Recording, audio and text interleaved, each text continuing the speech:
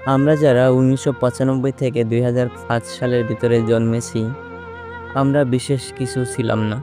তবে আমরা ভাগ্যবান ছিলাম। যখন আমরা ছোট ছিলাম, হাতগুলো জামার ভিতর ঢুকিয়ে রেখে বলতাম, আমার হাত নেই। একটা কলম ছিল যার ৪ রকমের কালি ছিল। তার ৪টা বোতাম একসঙ্গে টেপার চেষ্টা করতাম। আমাদের সময় এক হাত সমান কলম পাওয়া গেলেও আমরা আবার কলম কেটে অনেক ছোট কলম আবিষ্কার করতাম। দরজার পেছনে লুকিয়ে থাকতাম কেউ এলে চমকে দেব বলে। সে আসতে দেরি করেছে বলে অধৈর্য হয়ে বের হয়ে আসতাম।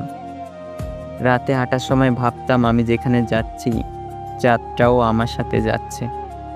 কারেন্টের সুইচ ২ দিকে আঙুল চেপে সুইচটাকে অন অফের মাঝামাঝি অবস্থানে আনার চেষ্টা করতাম। স্কুলে যাওয়ার সময় সবাই একসাথে দৌড়াদৌড়ি করে যেতাম। ক্লাসে কলম খেলা, খাতায় ক্রিকেট খেলা, চোর ডাকাত বাবু পুলিশ খেলতাম।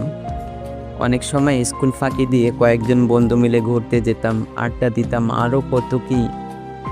১ টাকার রঙিন বা নারিকেল আইসক্রিম খেতে না পারলে মনটাই খারাপ হয়ে যেত। হঠাৎ আকাশ দিয়ে হেলিকপ্টার গেলে সবাই রুম থেকে বের হয়ে আকাশের দিকে তাকিয়ে থাকতাম। স্কুল ছুটি হলে দৌড়ে বাসায় আসতাম মিনা রাজু কার্টুন দেখব বলে। শুক্রবার দুপুর ৩টা থেকে অপেক্ষা করতাম কখন বিটিভিতে সিনেমা শুরু হবে, এবং সন্ধ্যার পর আলিফ লায়লা, সিন্দাবাদ, রবিনহুড, ম্যাকগাইভার, হাতিম দেখার জন্য পুরো সপ্তাহ অপেক্ষা করতাম। ফলের গুটি খেয়ে ফেললে দুশ্চিন্তা করতাম পেটের ভিতরে গাছ হবে কিনা। মাথায় মাথায় ধাক্কা লাগলে শিং গজানোর ভয়ে আবার নিজের ইচ্ছায় ধাক্কা দিতাম। কেউ বসে থাকলে তার মাথার উপর দিয়ে ঝাঁপ দিতাম যাতে সে আর লম্বা হতে না পারে। বিকেলে কুতুকুতু, কানামাছি, গোল্লা ছোট না খেললে বিকেলটাই যেন মাটি হয়ে যেত। ফাইনাল পরীক্ষা শেষ হলে তো সকালে পড়া নেই, এত মজা লাগতো যা বলার বাহিরে। নানু বাড়ি, খালা বাড়ি যাওয়ার এটাই তো ছিল সময়। ব্যাডমিন্টন, ক্যারাম, লুডো না খেললে কি হয়। ডিসেম্বর মাস ও শীতকালটা আমাদের ছেলেবেলায় এমনিতেই কালারফুল ছিল।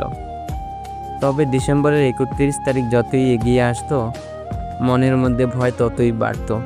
ওই দিন যে ফাইনাল রেজাল্ট দিবে, তাই আর কি। আমি জানি আমাদের জেনারেশনে যারা এগুলো শুনছ, নিশ্চয়ই তোমাদের মুখে হাসি ফুটে উঠেছে। এসব কথা মনে পড়লে ইচ্ছে করে আবার যদি সেই ছেলেবেলাটা ফিরে পেতাম। আসলে ওই দিনগুলোকে খুব মিস করি। ধন্যবাদ। সবাই সুস্থ থাকবেন, ভালো থাকবেন। আল্লাহ হাফেজ।